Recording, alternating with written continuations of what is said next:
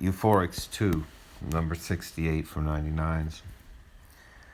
Without a depth of knowledge, confused by information, I ask the gentle singers, help me sing.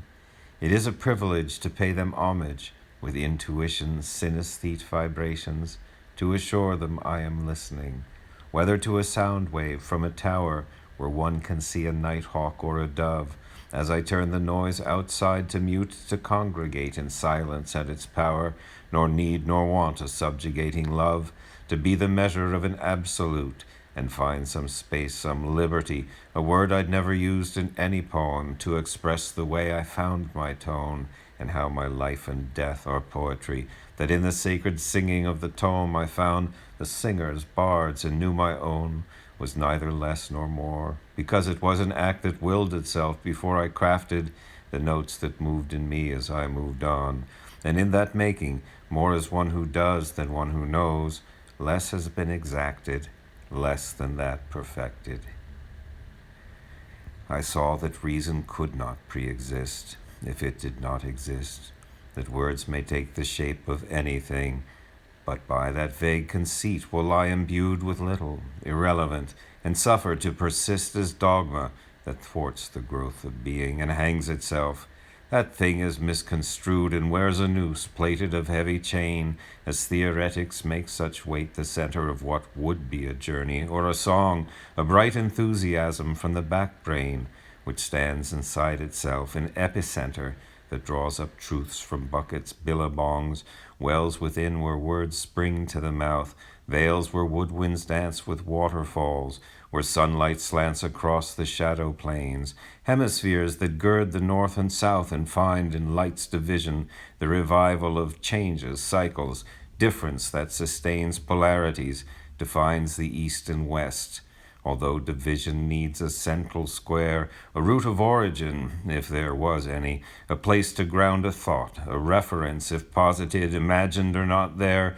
the implication of an entity, that may hope that reason can allow, hope itself, and spin the heartfelt outward without true definition, other than a trove of meditations, questions that can show, uncertainty can move an issue forward,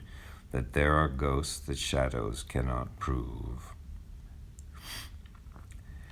I see the little larcenies of space, the poor protractions of the self-induced that monitor their missions by accretion of matters, like silts that will displace constraints of riverbanks that will be reduced to rubble in the floods, in inundation caustic and consistent, aligned with thought that sees with clarity and realizes that anarchy resists profane imbalance, when the wealth of ages can be bought with bloodied diamonds mined by plutocrats, to be displayed as crowns of ignorance embedded in a culture craving things, distracting from the yoke of poverty with this vulgar pretense of magnificence.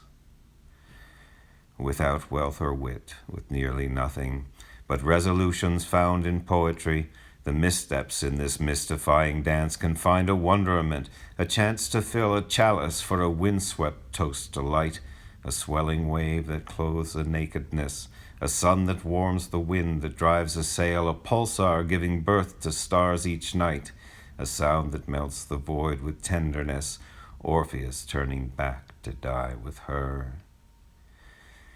The choices in my ears are of my heart. In my mind the rhythms are made clear, for I can hear the light begin to whir. I can sense the truth in beauty's art. I can turn away when neither's there. I'm singing in the dust that is my notes. With all the freedoms music entertains, I feel it on my face and in my brain. The image lies. It's music that emotes the catalogues of sound, and its refrains flood the ears like vision filled with rain.